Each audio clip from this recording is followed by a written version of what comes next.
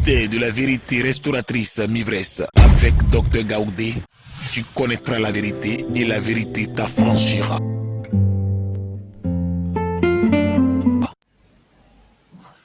Bonjour à tous, salut, que le nom de Dieu soit béni. Je vous salue dans le nom de Jésus de Nazareth. Et pour cet enseignement, cette commission d'aujourd'hui, on va baisser la tête et on prie. Père, je te rends gloire, Papa, merci. Merci pour les enseignements que tu nous donnes. Merci pour la connaissance, Papa. Viens maintenant, ô Dieu de gloire, dans tes paroles, dans ta parole. Agis dans nos vies. Papa, c'est toi qui prends la place aujourd'hui pour parler à tes enfants, à toutes les nations. Je m'efface, je ne suis qu'un instrument. Glorifie ton nom maintenant. Au nom de Jésus. Amen. Amen. La parole de ce matin est tirée du livre de Deutéronome. On va prendre le livre de Deutéronome. Tu prends ta Bible avec moi. On va prendre quelque chose de la part de l'Éternel. Et cette parole est tirée du livre de Deutéronome. Deutéronome chapitre 28. Deutéronome, le 5e livre. Deutéronome chapitre 28. Au verset 7, la parole de Dieu nous dit quoi? L'Éternel te donnera la victoire sur tes ennemis qui s'élèveront contre toi. Ils sortiront contre toi par un seul chemin et ils s'enfuiront devant toi par 7 chemins. Amen. Amen. Il dit, l'Éternel te donnera la victoire sur tes ennemis. L'Éternel te donnera la victoire sur tes ennemis. Ils s'élèveront contre toi et ils sortiront contre toi par un seul chemin et ils s'enfuiront devant toi par 7 chemins. Voilà le schéma d'aujourd'hui, voilà le texte d'aujourd'hui qui va soutenir ce message. Que le nom de Dieu soit béni. Amen. Alors cette parole nous montre une des nombreuses bénédictions que l'Éternel nous réserve. Parce que Dieu nous a réservé, il nous a laissé beaucoup de bénédictions dans sa parole. Et c'est une de ces bénédictions que nous voyons aujourd'hui. C'est une promesse de don, c'est une promesse de bénédiction avec condition. Une bénédiction avec condition. Mais vous savez, les conditions de Dieu ne sont pas dures, ne sont pas draconiennes, ne sont pas dures. Ce sont de bonnes conditions. Ce sont des conditions de vie. Amen. Alors, c'est une promesse de bénédiction que l'Éternel nous réserve aujourd'hui. Il nous dit quoi? La victoire sur tous ceux qui s'élèvent contre toi et moi. La victoire contre tous ceux qui s'élèvent contre toi et moi. La victoire contre tous ceux qui s'élèvent contre nous. Alors parlons de cette bénédiction. Quelle est cette bénédiction? La victoire. C'est le thème d'aujourd'hui, la victoire. Amen. Le thème d'aujourd'hui, c'est la victoire. Vous savez tous, Dieu est notre Père. Il est nous tous notre Père, notre Papa. Après ou pendant le combat, nous avons déjà parlé du combat dans une autre vidéo. Je te conseille d'aller voir le combat dans l'autre vidéo. Mais après ou pendant le combat, la guerre, les luttes, les épreuves, les souffrances, les problèmes, nous devrions avoir la victoire. Amen. Tu es chrétien, tu n'es pas chrétien, tu sais que la vie c'est un combat. Est-ce que tu as la victoire dans toutes tes épreuves? Est-ce que tu as la victoire dans tout ce qui t'arrive? Dans le combat dans lequel tu es, dans la guerre, nation, écoute-moi. Est-ce que tu as la victoire dans tout ce qui t'arrive? Est-ce que tu sais que tu t'appelles le victorieux? Où est ta victoire? Où est ta victoire? Des chrétiens sont vaincus. C'est pas qui, quelquefois par les démons même, les chrétiens sont vaincus. Où est notre victoire? Où est ta victoire chrétienne? Étant dans le christianisme, comment expérimentons-nous cette victoire? Comment tu expériences cette victoire? Comment tu expérimentes cette victoire étant dans le christianisme?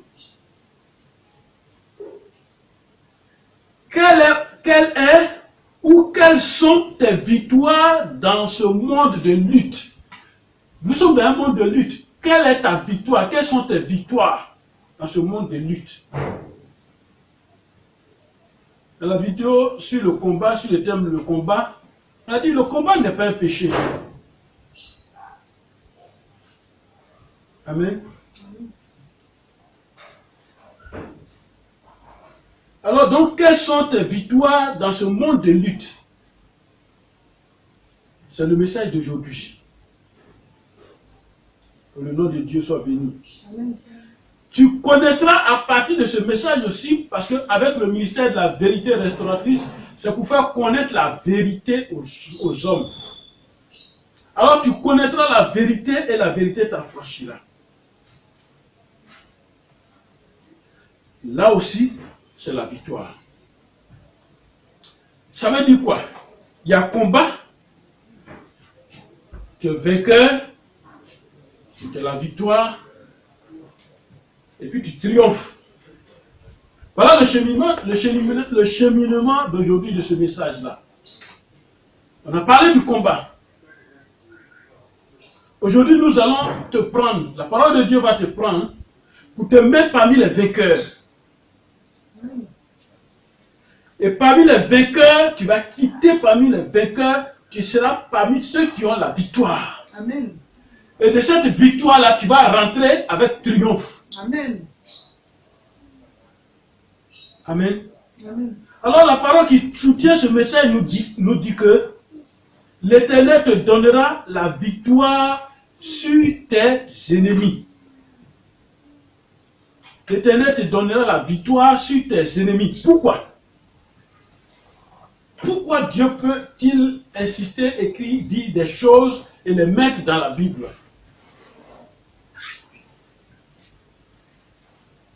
L'Éternel te donnera la victoire sur tes ennemis. Pourquoi? Mais il le dit, c'est avec une condition. Laquelle? Quelle est cette condition? On va parcourir la Bible. On est dans Deutéronome 28, on va revenir au verset 7, on va revenir au verset 1. Deutéronome 28, au verset 1. On va écouter ce que l'Éternel nous dit en nous disant qu'il nous donnera la victoire sur nos ennemis. Alors, si on se limitait qu'à cette phrase-là, Si tu obéis à la voix de l'Éternel, ton Dieu, si toi qui écoutes maintenant là, si toi tu vas à l'église ou pas, toi qui n'es même pas chrétien, mais tu dois savoir qu'il y a un Dieu. Et chaque Dieu sur la terre a ses lois, ses préceptes. Et nous les humains, nous n'avons rien inventé. Les lois qui régissent nos sociétés, nous n'avons rien inventé. Et tout ça vient de Dieu. Alors l'Éternel, Dieu te dit ce matin, si tu obéis à la voix tu obéis de l'Éternel ton à la Dieu, voix de l'Éternel ton Dieu, en observant et en méditant, en pratiquant tous ces commandements que je prescris aujourd'hui, l'Éternel ton Dieu te donnera la prospérité sur toutes les nations de la terre. Amen. Amen. Regardez ce qui est dedans. Dieu promet la supériorité. Mais un homme supérieur, un homme qui est au-dessus, un homme qui a l'esprit supérieur, un homme qui est grand, cet homme-là, les combats, ce n'est pas quelque chose pour lui. Amen. Parce qu'il est déjà formé pour le combat. Il est formé intellectuellement, spirituellement, physiquement, il est formé. Alors, l'Éternel nous dit une seule chose. La voix de l'Éternel, c'est la parole de Dieu. La Bible. Il dit, si tu obéis à la voix de l'Éternel, dans la parole de l'Éternel, dans la voix de l'Éternel, il y a des lois qui régissent la vie. Il y a des lois spirituelles comme des lois physiques, il y a des lois spirituelles qui régissent la vie. Alors, c'est parce que nous ne respectons pas ces lois, parce que nous ne considérons pas ces lois. Alors, ces lois-là, comme nous ne les considérons pas, on ne peut pas en profiter. Et pourquoi il dit, il faut que tu obéisses d'abord. Si tu obéis à la voix de l'Éternel, ton Dieu, en faisant quoi? En observant et en mettant en pratique ce que Dieu dit, alors, qu'est-ce qui va t'arriver? Il te donnera la supériorité sur toutes choses. Amen. Amen. Avoir la supériorité sur toutes choses, ça veut dire que d'abord dans le monde spirituel, si c'est un combat spirituel, tu es supérieur. Si c'est dans le monde spirituel, tu es vainqueur. Dans le monde spirituel, tu as la victoire. Dans le monde spirituel, tu arrives avec triomphe. Amen. J'ai toujours dit que la terre est gérée par deux dieux. Amen. Mais l'Éternel nous donnera la victoire sur nos ennemis à condition que le Deutéronome 28, verset 1, que nous-mêmes nous le considérons. Est-ce que tu écoutes la voix de l'Éternel? La voix de qui tu considères? La voix d'un homme? Ou bien la voix de l'Éternel? Si tu obéis à la voix de l'Éternel, ton Dieu, et puis que si tu observes en mettant en pratique tout ce que l'Éternel te dit, tout ce que l'Éternel te dit, c'est si tu as fait les commandements et tout ça, tout ce qu'il te dit, alors tout ce qu'il t'a prescrit, qui est consigné dans la Bible, alors partout où tu seras supérieur. Amen. Amen. Et regarde Joseph. Joseph Pharaon même a témoigné. Il dit, trouverons-nous un homme avec cet esprit? C'est-à-dire que dans tous les domaines, tu dois surpasser. Amen. Sur la terre, comme je le dis toujours, sur la terre, il y a deux dieux qui tentent, qui nous gèrent. L'un est grand et l'autre est petit.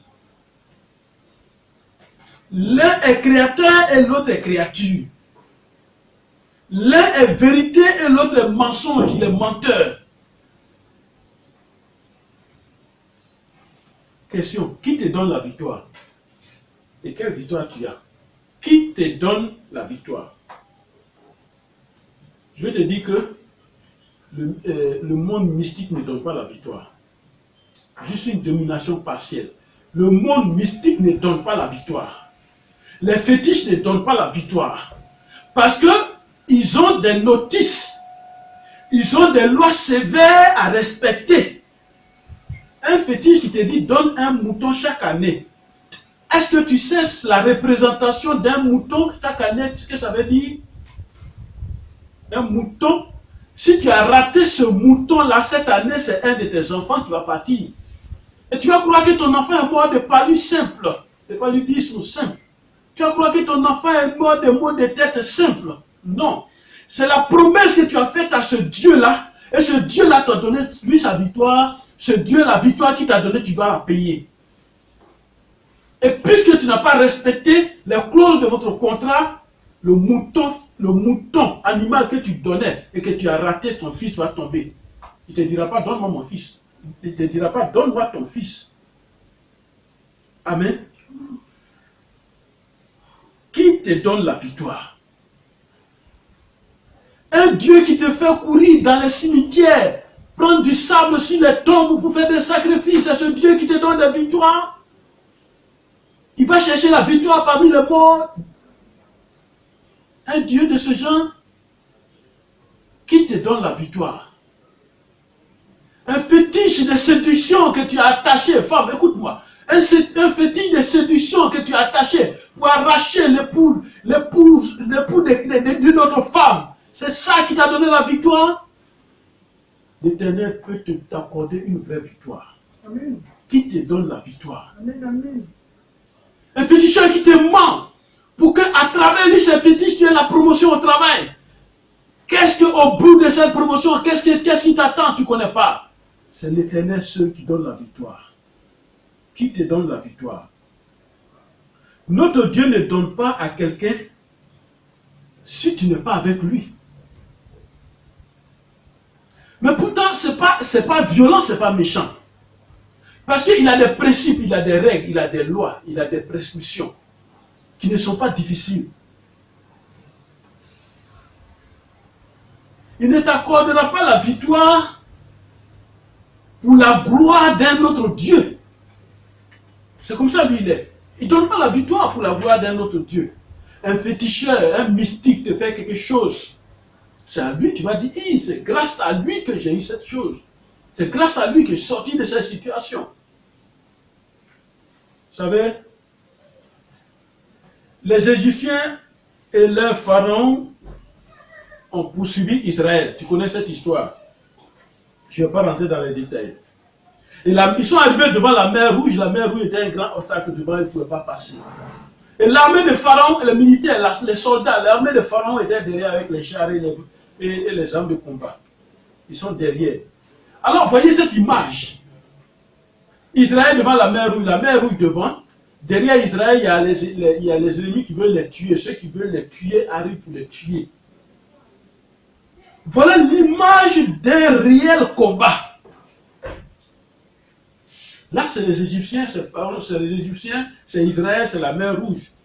Mais toi, tu te trouves devant un réel combat. Un réel combat. Alors, après ce type de combat, le vainqueur ne peut que glorifier le Dieu qui l'a sauvé. Amen. Si à cet instant-là, un mystique venait les sauver, ils vont dire c'est ce mystique-là qui est fort, c'est grâce à lui ils ont la victoire. Mais c'est à cet instant-là qu'un réel Dieu, l'Éternel, vient et il intervient et ils ont la victoire, ils sont sauvés. Tu te trouves actuellement dans cette situation, toi qui m'écoutes. Tu te trouves dans cette situation actuellement. Et tu te demandes jusqu'à quand ma victoire?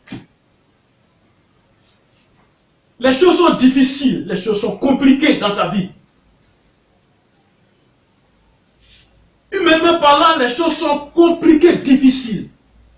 Et tu te poses la question nuit et jour, jusqu'à quand ma victoire? Est-ce que je vais avoir la victoire dans cette situation? Jusqu'à quand la fin de ces attaques? Jusqu'à quand la fin de ces combats? Jusqu'à quand la fin de cette destruction que je vis? De ces problèmes-là que je vis? Jusqu'à quand aurai-je la victoire? Jusqu'à quand ma bénédiction sera confisquée? C'est de cela qu'il s'agit ce matin. Jusqu'à quand l'ennemi finira de t'asservir? Jusqu'à quand je vais cesser d'être esclave d'un homme, esclave d'un féticheur, esclave dans ce monde où Dieu m'a envoyé en mission? Jusqu'à quand mon esclavage va prendre fin? Jusqu'à quand la guerre va s'arrêter? Jusqu'à quand ce combat va s'arrêter? Nation, Afrique, jusqu'à quand ces déchirures vont s'arrêter? Jusqu'à quand nous allons exprimer une vraie victoire, Afrique? Jusqu'à quand? Jusqu'à quand? Parce que je n'arrive même pas à joindre les deux bouts. Et tu te dis cela. Tu n'arrives même pas à joindre les deux bouts. Tu n'arrives même pas à réaliser quelque chose. Tu n'arrives même pas à dormir convenablement. Tes nuits sont des nuits de combat, d'insomnie, de maladie. Jusqu'à quand économiser? Jusqu'à quand pourrais-je économiser? Et tu te dis cela. Jusqu'à quand, femme? Tu te dis, jusqu'à quand ce combat de célibat, ça va s'arrêter? Jusqu'à quand?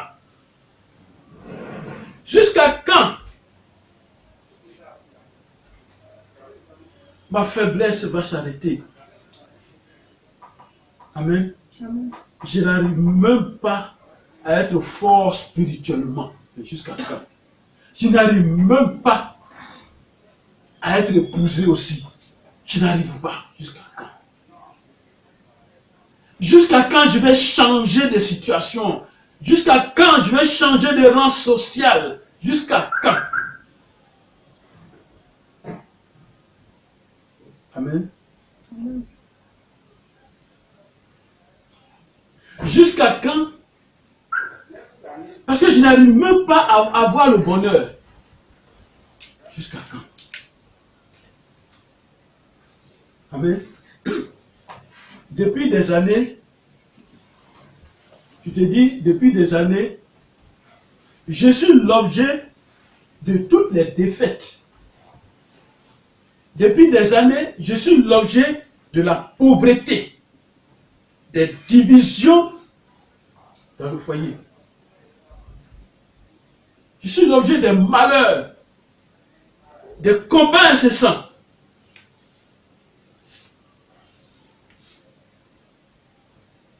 Depuis les indépendances dans nos pays africains, depuis ces indépendances, les pays africains, nous souffrons. Nous souffrons financièrement, donc économiquement, nous souffrons. Et c'est nous qui sommes toujours endettés. Politiquement, spirituellement, nous souffrons. Et nous sommes toujours dans le combat pour sortir du sous-développement. Et on est toujours à ce niveau du sous-développement. On ne peut pas sortir. Pourquoi? Jusqu'à quand, Afrique? Jusqu'à quand devons-nous réveiller? Jusqu'à quand le réveil? Alors comment faire? Suis-moi bien. Comment faire? L'Éternel nous pose une question. Allons dans sa parole. Parce qu'il a dit, si tu obéis à la voix de l'Éternel, donc on va suivre la voix de l'Éternel. L'Éternel nous pose une question, dans Exode 14. Allons dans la Bible. Exode 14. Exode 14 au verset 15. Lisons la parole de Dieu. L'Éternel dit à Moïse. L'Éternel dit à Moïse. Il dit quoi à Moïse? Pourquoi ces cris? Pourquoi ces cris? Donc ça veut dire que l'Éternel attend nos cris. Enlevez Moïse. Parce que c'était au temps de Moïse, cette histoire biblique. Mais l'Éternel te dit ce matin, toi qui m'écoutes, toi qui suis cette vidéo, l'Éternel te dit pourquoi ces cris? Au lieu de crier, reviens à l'Éternel. Au lieu de crier, écoute la voix de l'Éternel. Pourquoi ces cris? Parle aux enfants d'Israël. Parle aux enfants d'Israël. Et qu'ils marchent. Et qu'ils marchent. Amen. Parle aux enfants d'Israël. Ce matin, la parole de Dieu te parle. Écoute et marche. Parce que tu es un Dieu qui t'a envoyé en mission. Ce n'est pas pour que tu restes là et que tu pleures, que tu cries. Marche. Israël est passé par la mer Rouge que l'Éternel a divisée en deux pour leur ouvrir un chemin. Alors, devant cette histoire, après avoir traversé la mer Rouge, qui glorifiait? Qui glorifiait? Alors, on est dans Exode. Exode 15. Non, Exode 15. Exode chapitre 15. Au verset 1 toujours.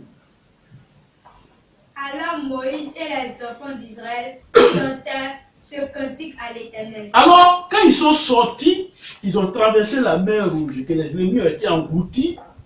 Alors, mon frère, ma soeur, regarde ce film-là, regarde cette image. Celui qui te poursuit, toi-même tu es convaincu que si il te rattrape, il va te tuer. Et puis, c'est cadeau, il va te tuer. Et il te poursuit. Il court derrière toi, tu es devant, tu cours. Et puis Dieu intervient, au lieu que ce soit toi qui meurs, c'est lui qui meurt. Qui glorifié. Et c'est pourquoi Exode 15, verset 1 dit, les enfants d'Israël, quand ils sont sortis de là, qui leur a dit de chanter à l'Éternel? Qui a dit ça? Personne. Eux tous ensemble, est-ce qu'ils ont eu un entraînement, ou bien une chorale qui a été entraînée? Ou bien il y avait des chantres parmi eux? Non. Mais quand l'Éternel intervient et qu'il te donne la victoire, on n'a pas besoin de te dire de chanter. Toi-même, tu chantes. Et c'est ce qui est arrivé. On dit, il chantait un cantique, ce cantique à l'Éternel. Puis il dit quoi dans le cantique? Il dit, je chanterai à Je l'Éternel, chanterai à l'Éternel car il a fait éclater lui sa gloire. Il n'a pas dit, il a fait éclater la gloire de quelqu'un. Il dit qu'il a fait éclater lui sa gloire. Un jour, tu vas chanter ce cantique. Tu vas chanter à la gloire de l'Éternel parce que lui, il va faire éclater sa gloire dans ta vie. Amen.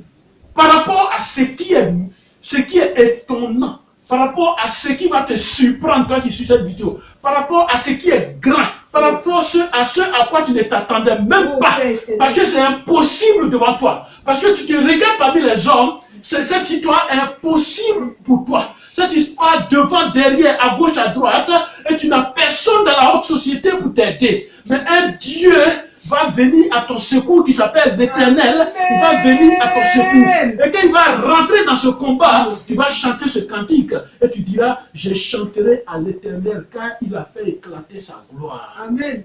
Il a fait quoi? Il a précipité dans la mer le cheval et le cavalier.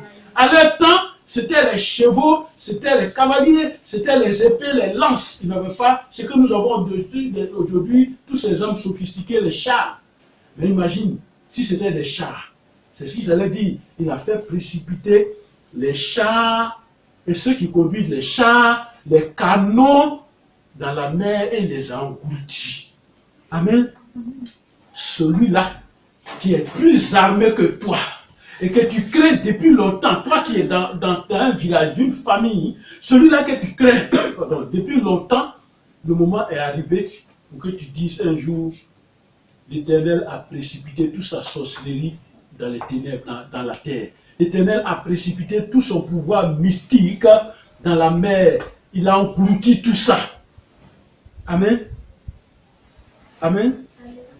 Exode 15, verset 9. Alors, verset 9. L'ennemi disait, Voilà, avant le combat et pendant le combat, voici la parole de l'ennemi. Il dit quoi? L'ennemi, lui, disait, nos ennemis, ce n'est pas quelque chose qu'ils ont improvisé. Parce qu'avant de venir nous attaquer, pour que nous soyons en guerre avec eux, avant de venir nous attaquer, ils ont déjà préparé quelque chose. C'est pourquoi il dit, l'ennemi disait quoi? Je le poursuivrai. Je poursuivrai. Amen. Amen. Je poursuivrai. Voilà. C'est-à-dire, l'ennemi te disait, je vais le poursuivre, je le poursuivrai. Quel que soit ce qu'il fait, quel que soit l'endroit où il se trouve, quel que soit ce que lui là, moi je le poursuivrai. Et il y a des gens comme ça, toute leur vie, on les poursuit. Et ils sont dans le combat, parce qu'on les poursuit tout le temps. Ils sont toujours dans le combat, ils sont toujours dans la guerre, ils sont toujours dans les difficultés. Pays africain, qui te poursuit? Qui te poursuit? Toi qui m'écoutes, qui te poursuit? Il dit quoi? j'atteindrai, Je le poursuivrai, j'atteindrai, je partagerai le butin. Il sait, l'ennemi, lui, quand il fait son plan, il est sûr. Il dit, je vais le poursuivre, mais je vais l'atteindre. Il n'est qu'à fuir, je vais l'atteindre. Quand l'ennemi poursuit, son objectif, c'est de t'atteindre. Il n'y a pas de pitié. Alors, quand il dit, je partagerai le butin, ça veut dire ce qui t'appartient. Le butin, c'est quoi? C'est ta prospérité qui est en toi. C'est ta gloire qui est en toi. C'est ta lumière qui est en toi. C'est ta renommée qui est en toi. C'est ta destinée qui est en toi. Toutes ces bonnes choses que l'Éternel a déposées en toi, l'ennemi est en train de te poursuivre. Il te poursuit et il dit, je te poursuivrai. Et ça veut dire que ce n'est pas encore arrêté. Il continue toujours dans le futur. Je te poursuivrai, je t'atteindrai. Et je vais partager ce que tu as pris là. Il va partager avec qui? Il dit, lui seul, il va te poursuivre, mais il va partager avec qui? Ça, c'est le monde spirituel. Amen. C'est le monde spirituel, ça. Quand il dit, je partagerai le butin, ce n'est pas à lui seul, on ne partage pas à toi, à soi seul, à lui seul qui va partager. Il vit dans une confrérie, il vit avec des gens, et il a fait des promesses aux gens. Et ce qu'il va prendre de toi, il va aller partager dans sa confrérie. Il va aller partager dans sa loge mystique. Il va aller partager dans le monde des ténèbres où il vit, dans le monde du mal. Il dit, je partagerai tout le butin. Amen. Et il continue. Ma vengeance Ma sera vengeance assouvie. sera. Alors, c'est à cela, quand je vais faire, je vais te poursuivre. Je vais t'atteindre, je vais prendre tout ce qui t'appartient, je vais partager.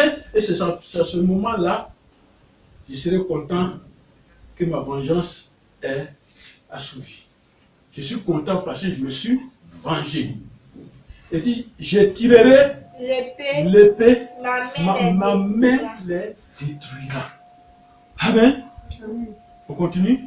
Verset 10-11. Tu as soufflé de ton haleine. Alors, l'ennemi, lui, il a décidé. Regardez, l'ennemi, lui, il a décidé. Il a choisi, il a décidé. Il a fixé la date, l'heure, tout. Et il poursuit. Et il y a quelqu'un qui s'appelle Dieu, l'Éternel des armées. Il dit, tu as soufflé de ton haleine. C'est-à-dire, il a fait, tu as soufflé comme ça, comme il a tué la mer. Il a soufflé comme ça, tu as soufflé de ton haleine. Et puis, qu'est-ce qui s'est passé? La mer a ouvert. Oh, voilà une âme encore. L'Éternel a soufflé de son haleine, c'est-à-dire le vent qui est sorti de sa bouche. Il y a un vent qui sort de la bouche de l'Éternel.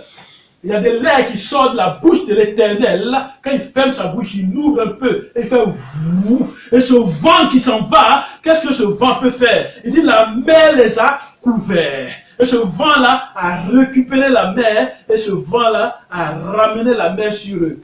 Ils se sont enfoncés comme du plomb. Amen. Dans quoi? Dans la profondeur des eaux. Dans une profondeur. Quand on parle de ils sont tombés dans une profondeur, ça veut dire qu'ils sont arrivés à un niveau où ils ne pourront jamais se relever. Celui qui te poursuit, il tombe à partir d'aujourd'hui, il tombe dans une profondeur et il ne s'en sortira pas au nom de Jésus. Amen. Au verset 11. Pardon. Au verset 11. Qui est comme toi parmi les dieux? Voilà. Il demande maintenant, qui est comme toi parmi les dieux? Et puis ces petits dieux, comment on écrit son Dieu, mais un petit D. Qui est comme toi parmi les dieux? Alors dans la Bible, vous allez trouver, quand on parle de l'éternel, on écrit grand D même. Grand D, on n'écrit pas petit Dieu. D. Qui est comme toi parmi les dieux? Voilà comment le peuple glorifie. Qui est comme toi parmi les dieux? Voilà comment Israël glorifie. Oh Éternel.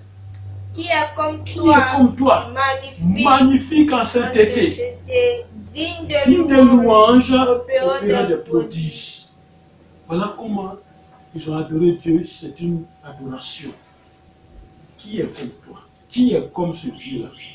Qui est comme ce Dieu qui va t'accorder la victoire aujourd'hui? Amen. Qui est comme ce Dieu?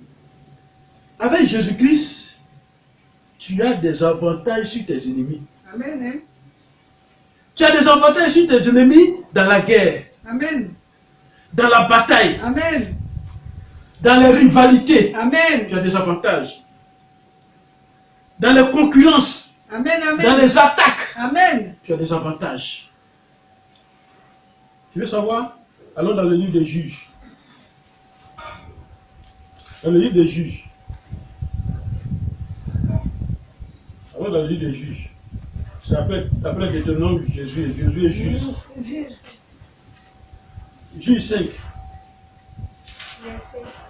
Juge 5, verset 12. Juge 5, verset 12. Réveille-toi, réveille-toi. Réveille-toi. Il dit quoi? Il dit quoi? Réveille-toi, réveille-toi, Déborah. Réveille-toi, réveille-toi. Dis un cantique. Voilà. Réveille-toi. Toi qui m'écoutes. Le moment est venu de te réveiller. Et je parle de ta vie spirituelle. Réveille ta vie spirituelle. Réveille-toi. Quand il dit réveille-toi, Déborah, non, enlève Déborah, c'est de toi on parle. Réveille-toi, Gaoudé. Réveille-toi. Réveille-toi. Réveille-toi. Regardez combien de fois l'Éternel a prononcé ça. 4 fois. Réveille-toi. Réveille-toi. Réveille-toi. Réveille-toi. Dis un cantique. Dis un cantique. Dis un cantique. Réveille-toi. Dis un cantique. Chante un cantique de gloire. Dis un cantique. Et puis encore il dit, réveille-toi, lève-toi maintenant. Le mot est venu, lève-toi. Lève-toi, toi qui m'écoutes. Allez, Barak. Mais il dit, réveille-toi, lève-toi, Barak. Lève-toi, Gaudé, lève-toi. Et amène, Et amène tes captifs fils d'Abraham. Amen. Tes captifs fils d'Abraham. Amen. Alors continuons au verset 13. Alors, un reste de peuple triomphera. Alors, quand tu vas te réveiller, si on se réveille, regardez comment il dit. Alors, il y a toujours un reste de peuple qui va triompher des puissants. Des gens croient trop puissants. Ils se croient tellement puissants. Mais il y a toujours un reste du peuple qui va triompher de ces puissants. Et l'Éternel me donnera la victoire sur les héros. Amen. Il y a des gens qui se croient héros. Mais l'Éternel, parce que tu apprends aujourd'hui, les gens qui se croient héros dans leur village, dans ton village, les gens qui se croient héros dans ta famille, les gens qui se croient héros partout où tu passes. Et c'est ceux-là qui t'empêchent d'avoir la victoire. C'est ceux-là qui te combattent, qui t'attaquent. Mais la parole de Dieu te dit ce matin, l'Éternel te donnera la victoire sur les héros. Amen. Amen. Dans ton combat, réveille-toi. Si tu es tombé, lève-toi. C'est ça la vie. Bats-toi. C'est ce qu'on appelle la vie. Sinon, ne te décourage pas. Ne te décourage pas. Bats-toi. Ne te décourage pas. C'est le combat. Le combat n'est pas un péché. Le combat n'est pas une faiblesse. Mais ne te décourage pas. On ne combat pas n'importe qui. Est-ce qu'on peut combattre un fou qui passe dans la rue? On peut le combattre. Si on te combat, c'est qu'il y a quelque chose en toi qui intéresse les gens. Si on combat une nation, c'est qu'il y a quelque chose. Celui qui combat, il y a quelque chose qui l'intéresse dans cette nation. Alors toi qui m'écoutes, si on te combat, c'est qu'il y a quelque chose d'important en toi. Et c'est à cause de cette importance qui est en toi, à cause de cette chose qui est en toi, que toi-même tu dois te réveiller pour dire, si on me combat, ça veut dire qu'il y a quelque chose qui vient devant là-bas pour moi. Ne te décourage pas. Sinon, quelle sera ton expérience de vie? Quel sera ton témoignage, toi qui m'écoutes, si tu es déjà abattu au départ? David, devant Goliath, savait que la victoire appartenait à Dieu. David savait. Alors, écoutons comment la Bible a décrit Goliath. Écoutons cette parole. Allons dans 1 Samuel 17. David s'est battu avec Goliath. Mais on va voir comment Goliath était. Et tu vas comprendre quelque chose. 1 Samuel 17, versets 4 à 6.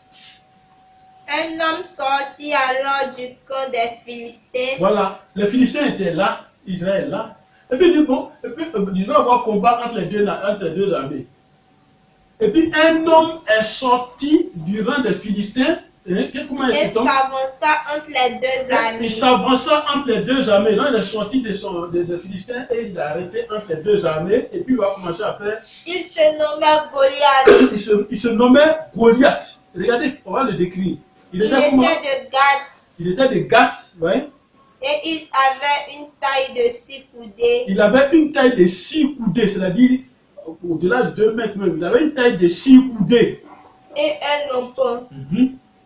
Sur sa tête, il y avait un casque d'airain. Il y avait un casque d'airain. C'est-à-dire sur sa tête, il y a un casque d'airain, c'est un métal. Alors, tous ceux qui vont le voir, si on dit on va taper sa tête, il ne va rien avoir. C'est un casque d'airain. Et imaginez ces choses-là, quand on fabriquait avant, c'était brut. C'est maintenant que c'est raffiné. Donc, imaginez un casque de fer, donc un métal d'airain. Et il portait une cuirasse à écailles du poids de 5000 cycles d'airain. Alors sa cuirasse, ce qu'il a mis sur sa poitrine qui est en fer, ça pesait même. C'est-à-dire, une personne ne peut pas soulever. Mais c'est ça qui était son habit de guerre.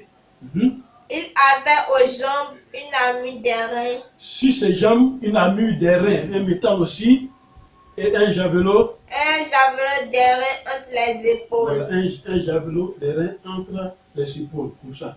C'est lourd, c'est grand. Le bois de sa lance était comme un souple de tisserand. Et la lance pesait 600 cycles de fer. Celui qui portait son bouclier marchait devant lui. Oui, non. Donc le bouclier est grand. Et puis celui qui porte le bouclier, il marche devant lui. Alors, voilà une histoire que tu viens d'écouter. Pardon. Alors, comment avoir la victoire dans un tel combat avec ce type-là? Plus de 2 mètres.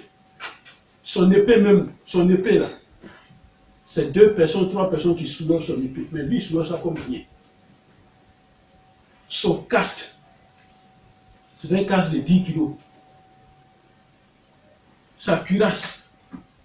Alors là, comment avoir la victoire dans un tel combat? Et il y a des combats comme ça, mon frère et ma soeur. Il y a des combats comme ça. Où toi, tu vas aller, tu es comme David, petit. Et tu vas aller combattre quelqu'un qui est plus armé, qui a les moyens financiers, quelqu'un qui est solidement assis, et c'est lui-là qui te combat. Et tu vas aller contre lui, petit contre grand. C'est pourquoi on dit David contre Goliath. Que ce soit dans le spirituel, dans le physique, nation, écoute-moi. Toi, frère, mon frère, ma soeur, que ce soit dans le spirituel, dans la vie, c'est de cette manière que nous voyons l'ennemi et nous avons peur. C'est comme ça qu'on le voit. Et c'est comme si on demandait, par exemple, dans l'armée d'Israël, quand Goliath était entre les deux armées et puis il parlait et qu'on le voyait. Si on prenait un soldat, à part, puis on dit, lui là, comme il a dit, il va dire, non, on ne peut pas. Il est grand, il est fort, il est armé, on ne peut rien contre lui. En tant que militaire. Amen. Amen. Vous savez, dans ce type de combat, le plus fort jette toujours un défi ou des défis. Il jette un défi ou bien des défis. Il jette un défi spirituel. Alors, en tant que croyant, en tant que chrétien, vas-tu croire à ce défi? Il va te lancer un défi spirituel. Il va te lancer un défi même physique. Il va te lancer un défi mystique. Écoutons les défis de Goliath. Tellement il est sûr de lui-même sa victoire. Écoutons son défi. 1 Samuel 17, toujours, au verset 10. On va écouter son défi. Écoutez. Écoutez ce qu'il va dire contre Israël. Au verset 10. Au verset 10. Le Philistin dit encore. Goliath dit encore. Je jette en ce jour un défi à l'armée d'Israël. Un instant. Je jette aujourd'hui un défi à l'armée d'Israël. C'est-à-dire qu'il se moque de l'armée d'Israël. Ouais, toi, dans ton combat spirituel, on va se moquer de toi. Même pendant que tu es en train de prier, on se moque de toi. On va se moquer de toi. Pendant que tu es en train d'entreprendre quelque chose, on se moquera de toi. Pendant que tu es en train de faire quelque chose pour ta vie, on se moque de toi. Est-ce qu'il va réussir? Et ils savent qu'ils ont déjà tout gâté. Lui s'amuse. C'est un rigolo. Laissez-le faire. Il dit, il va acheter une voiture. Laissez-le faire. Il va acheter une voiture. Nous, on a programmé déjà la voiture. La voiture va prendre feu. Laissez-le faire. Amen. Amen. Il dit, il va acheter une maison. Laissez-le. Nous, on a déjà décidé, c'est un défi. On a déjà lancé le défi. Il rentre dans la maison, il meurt. Et s'il ne meurt pas, on va le poursuivre. On va l'impliquer dans une affaire compliquée. Il va vendre la maison. On lance le défi. On continue, au verset 10, continue. Il dit, quel est le défi? Donnez-moi un homme. Donnez-moi, vous tous là, armés, tout ce que vous voyez, les généraux que je vois, c'est Goliath qui parle, hein? Les généraux, tout ce que je vois là. Ça, c'est des moustiques devant moi. Des fourmis, je vais les écraser. Maintenant, tout ça là, concertez-vous entre vous, donnez-moi un homme et nous nous battrons ensemble. Saül et tout Israël entendit ces paroles du Philistin.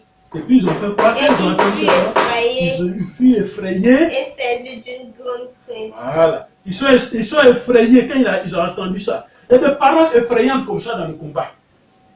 Quand tu vas au village, non?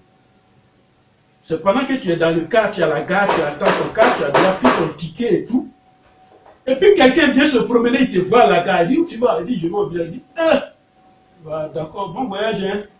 Mais ton oncle là, on l'a attrapé encore dans la sorcellerie. Il a tué quelqu'un encore. Et c'est lui, c'est chez lui que tu t'as dormi. Voilà des paroles effrayantes qu'on va te donner. Des paroles effrayantes. Ah, tu vas entreprendre cette chose-là. Ah, qu'est-ce que tu as en train de faire ici? Non, j'ai une entreprise, je veux faire une société, je veux entreprendre quelque chose. Oh, mon frère, mon cher, tu vas gaspiller ton argent. Quelqu'un a fait ça, là, c'est tombé. Tout son argent est parti. Des paroles effrayantes. Parce qu'il y a des faiblards dans ce monde. Il y a des gens très faibles dans ce monde. Ils sont faibles mentalement.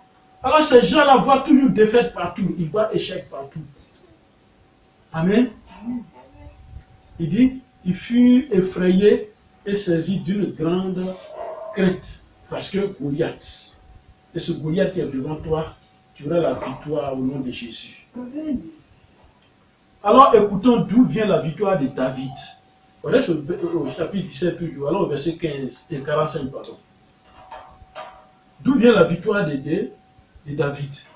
Alors au verset 45 de 1 Samuel 17. David dit aux Philistins, David dit aux Philistins, qu'est-ce qu'il dit? tu marches contre moi avec l'épée. Voilà, David savait que lui, il avait un Dieu. Amen. Mais de toi à moi, on se retrouve, toi et moi. De toi à moi. Si on se retrouve devant une situation, est-ce qu'on va glorifier notre Dieu? Souviens-toi du texte, de la parole qui soutient ce message. Si tu obéis à la voix de l'Éternel, ton Dieu. Voilà. David savait. Alors, au verset 45, il dit, David dit aux Philistins, tu marches contre tu moi marches avec contre l'épée, moi avec l'épée. la lance et le javelot. Tu viens contre moi avec ton pouvoir mystique. Tu viens contre moi avec toute ta sorcellerie. Tu viens contre moi avec ton... Parce que tu as l'argent, avec ton argent pour détruire mes affaires. Tu viens contre moi avec ton pouvoir mystique. C'est le langage que David avait. David n'avait pas peur de la taille du Goliath. David n'avait pas peur du pouvoir de Goliath. Même le roi avait peur du Goliath. Le roi des Philistins, il avait peur de Goliath. Le roi de Goliath, Goliath son peuple, il avait peur de Goliath. Mais David, lui, n'a pas eu peur de Goliath. Amen. Il dit, tu viens contre moi avec la lance, l'épée, la lance, le javelot. Et moi, je marche contre toi au nom de l'Éternel des armées. Amen. Voilà. Il dit quoi? Tu marcheras sur les serpents et les scorpions et sur toute la puissance ennemie. T'as-t-il pas dit ça? Et c'est parce que David a tenu compte de ça. David a dit, tu viens contre moi. Il n'a même pas considéré sa marche. Il dit, tu viens contre moi. Mais moi, je marche sur toute ta puissance. Il dit, je marche contre toi. Avec quoi? Au nom de l'Éternel. Goliath, lui, marchait à son propre nom. Mais David marchait au nom de l'Éternel des armées. Amen. Déjà même l'Éternel était glorifié dans le combat, avant le combat même déjà. Et l'Éternel a pris position. Est-ce que Goliath n'est pas une créature de l'Éternel? Est-ce que David n'est pas une créature de l'Éternel? Est-ce que les deux ne sont pas ses enfants? Mais il y a un qui a glorifié son père. Et le père est content. Et le père veut manifester cette gloire. Et il dit, tu marches, je marche contre toi, avec le nom, au nom de l'Éternel des armées, et il a continué, le Dieu de l'armée d'Israël, que tu as fait quoi? Que tu as insulté. Voilà. Dieu, il t'a insulté. Ce n'est pas moi qui l'ai insulté. Il t'a insulté. Maintenant, montre ta gloire.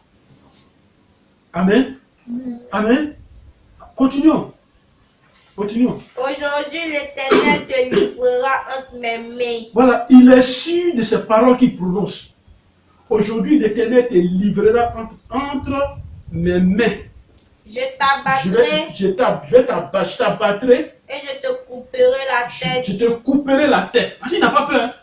Parce qu'il sait que Dieu a fait quelque chose. Quand lui surveillait les moutons, un loup est venu. Il a attrapé, il a tué de ses mains sans arme. Il a tué de ses mains. Donc il sait qui est Dieu. Amen. Amen. Il sait qui est Dieu. Un animal féroce est venu contre ses moutons. Il a défendu ses moutons, il a tué cet animal. Donc il sait qui est Dieu. Un animal féroce, lui n'est pas intelligent. Lui il sait qu'il va déchirer. Mais Goliath, lui, il a une intelligence quand même. Mais il dit, aujourd'hui, je vais te couper, je vais t'abattre, je vais te couper la tête. Aujourd'hui, je donnerai cadavres du camp des les Philistins. cadavres, non seulement je finirai avec toi, mais tous les Philistins qui sont derrière toi là, les cadavres. Regardez comment il petit là, comment il a la parole. Il dit les cadavres, là, je vais les donner aux oiseaux du ciel Et et aux animaux de la terre. Et toute la terre saura et toute la terre saura qu'Israël a un Dieu. Amen. Ce sont des paroles fortes. Tu me fais ça. Aujourd'hui, tu verras tout le monde, tout mon environnement, tous ceux qui sont ici verront qu'il y a le seul vrai Dieu. Ce sont des paroles qui provoquent la puissance de Dieu. Il faut avoir ces paroles-là dans sa bouche. C'est pourquoi il est important de connaître la Bible. Il faut avoir ces paroles dans la bouche. Amen. Moi, je suis dans mon village. Et puis on me dit qu'il y a lui là. Il va voir aujourd'hui qui est Dieu. Si c'est Dieu, c'est son Dieu qui a créé cette terre éternelle. C'est toi qui as créé la terre là, non? On marche dessus, on va voir qui a créé. Qui est Dieu. Au verset 47, il dit Et toute cette multitude saura que ce n'est ni par l'épée, ni par la lance que l'Éternel sauve. Tous ceux-là, les Philistins, tous ceux qui sont armés jusqu'aux dents, il faut qu'il arrive un jour qu'eux-mêmes ils sachent, qu'ils découvrent eux-mêmes que on n'a même pas utilisé l'épée, on n'a pas utilisé les lances, mais c'est l'Éternel qui a combattu, c'est l'Éternel qui a la victoire. Amen. Amen. Voilà le combat, voilà comment la victoire s'expérimente, voilà comment la victoire s'exprime. Car la victoire appartient à l'Éternel. Et il vous livre entre nos mains. Alors, chrétien, tu as la victoire. Amen. Et tu livres tes ennemis entre tes mains.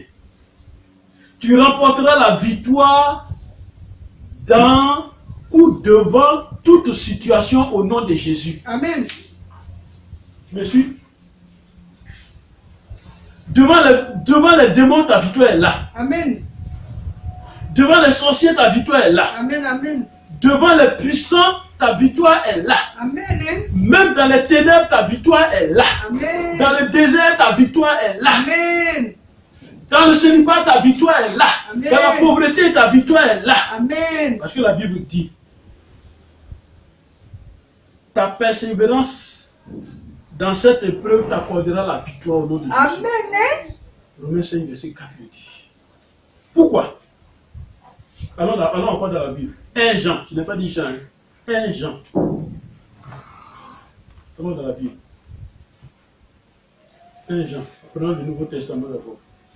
Et puis vers la fin. 1 Jean. C'est après 2 Pierre. 1 Jean chapitre 5. Au verset 4, la parole de Dieu dit. 1 Jean.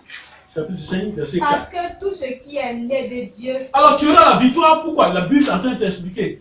Tu auras la victoire en toutes choses parce que tout ce qui est né de Dieu fait quoi? Triomphe du monde. Triomphe du monde. Et la victoire qui Et la triomphe triomphe du monde, c'est notre notre foi. Amen. Tout ce qui est né de Dieu, c'est pourquoi il dit qu'il est important d'être en Christ. Tout ce qui appartient à Dieu triomphe du monde. Si tu avais Dieu, déjà c'est un décret, c'est déjà signé, tu triompheras du monde. Et puis il dit quoi? Et la victoire fait quoi? La victoire qui triomphe du monde, c'est notre foi, c'est la foi. Amen. C'est-à-dire quoi? Notre victoire égale la foi. Il faut avoir une culture de foi. Allons dans 1 Corinthiens 15. 1 Corinthiens 15. 1 Corinthiens 15. 1 Corinthiens c'est après Romains. 1 Corinthiens chapitre 15. 15 versets. Verset 54. 1 Corinthiens. Lorsque ce corps corruptible aura revêtu l'incorruptible, Lorsque ce corps corruptible aura revêtu l'incorruptible, et que ce corps mortel aura revêtu l'immortalité, voilà. alors s'accomplira la parole qui est écrite. La mort a été engloutie dans la victoire. Quand tout ça va arriver, on va dire la mort a été engloutie dans la victoire. Un jour tu le diras.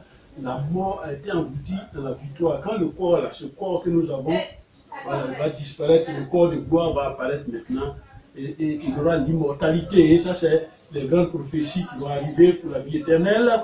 Alors, la mort a été engloutie dans la victoire. À toi qu'on combat actuellement, la prophétie dit que ta mort est déjà engloutie dans la victoire, au nom de Jésus. Amen. 54, 55. 55. Oh mort, Oh mort, où est ta victoire? Et c'est ce que tu vas proclamer. Oh mort, où est ta victoire? Parce que j'ai échappé à la mort. Oh mort, où est ta victoire? Oh mort, où est ton aiguillon? Où est ton aiguillon qui tue les gens, qui suce le sang des gens? Où ça y est?